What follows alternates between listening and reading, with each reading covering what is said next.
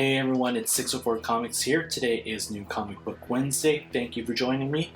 Just before I get into my pull list, just wanted to remind you all that this is the last week to get your entries in for my 400 subs contest.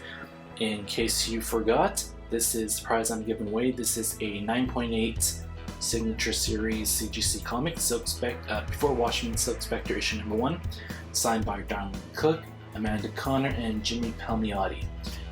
You just see the comic here, but up above here you'll see all the CGC stuff. Not sure if you can see that there. But yeah, the contest closes on August 31st, so go check my past videos or click that link there, and you'll be taken to my 400 subs contest video. So make sure you get your entries in before the deadline, and I'll be doing the draw next week. So there you go, that is the update for that, and let's get into what I got this week. Starting off, as always, it is the DC books for this week. Not too many, only got 2, starting off with The Flash number 23. Flash is still battling it with Reverse Flash, and next month we get The Flash 23.2. And that one features Reverse Flash, and I think that's where we find out what his origin is.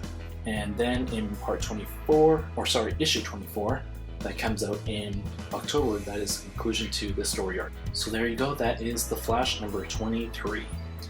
And title that I'm looking forward to a lot this week, it's Justice League issue number 23. This is part 6 of 6, the final issue of the Trinity War. Last week we had Justice League Dark issue number 23. I thought that was really good.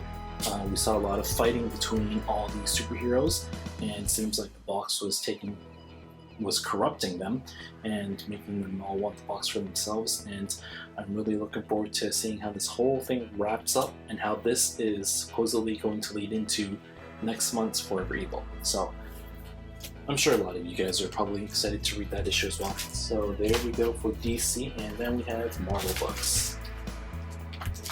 Quite a few this week. We have, starting off, issue number 14 of Avengers Arena. News broke recently that issue number 18 is going to be the last issue. Obviously, this wasn't going to be a series that was going to run on forever, since the premise was in 30 days, all except for one of the teenage superheroes was going to die. So we have issue number 14 here, and then 4 more issues after this. Really like that cover there with X-23, done by Mike Deodato. So there you go. Looking forward to this one, and I'm going to be on this train until the end. Next we have Captain America issue number 10. This is the conclusion to the Dimension Z storyline. I must say it's been a really good ride so far, and I'm interested to see how this whole thing wraps up. Last issue we found out that Captain America may or may not have been in Dimension Z for 10 years. Sharon Carter showed up, so we're going to see what happens in this issue. Next up is Captain Marvel issue number 15. Last issue was the conclusion to the Enemy Within crossover with Avengers Assemble. This issue is part 1 of 2 of the Infinity tie-in. Captain Marvel looks kind of like Dormammu on the cover there. In the last issue, we saw that Captain Marvel sacrificed all her memories in order to save the world, and we saw in last week's issue of Avengers Assemble that she can't remember important things like her friendship with Spider-Woman, so I am looking forward to seeing how she plays out in this issue on her own. Next we have FF issue number 11. This is the last issue that Matt Fraction is writing. He'll be plotting the next few issues. FF, fun book. Can't say much more about it except go pick it up. It's $3. Next up we have Thor God of Thunder issue number 12. Last issue was a conclusion to the God Bomb storyline and that big, long gore storyline. In this issue we see Thor going back to Earth, and I guess that'll be the first time we see Earth featured in Thor God of Thunder since Thor's been off fighting Gore and meeting his future and past selves.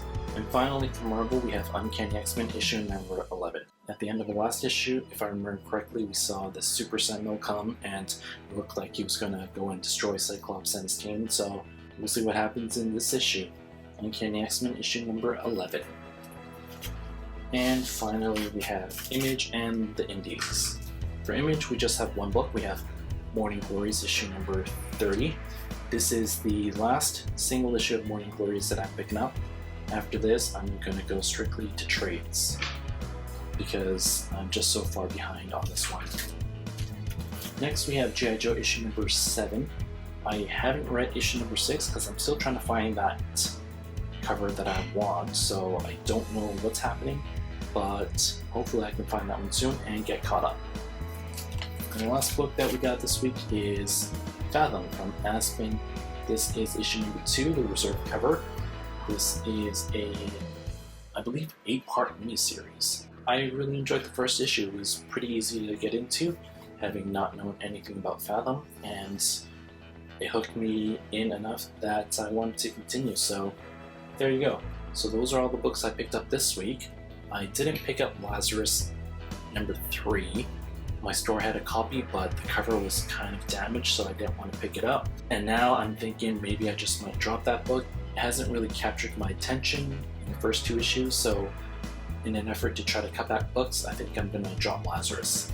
Another book that I dropped was Batman Superman issue number 3. I flipped through it in the stores today and it just didn't appeal to me. It's not been a series that's been grabbing my attention, so I'm gonna save my $4 there and drop Batman Superman from my pull list. And finally, I also dropped Secret Avengers. That was another $4 book from Marvel that wasn't really making me excited, so I decided to drop that and start the process of cutting down my pull list. So there you go, those are all the comics that I got this week. And finally, I got another CGC book in the mail today. This is Batgirl issue number 13 with a die-cut cover. This is a 9.8 and it's got white pages, so really happy to have this in my collection. I couldn't find a raw copy of this anywhere, and the raw copies were going for pretty expensive prices online, so I saw this auction. It was an auction that was being shipped from Canada, so I think that deterred a lot of the buyers. So I threw in a bid, and luckily for me, I got it for a really cheap price.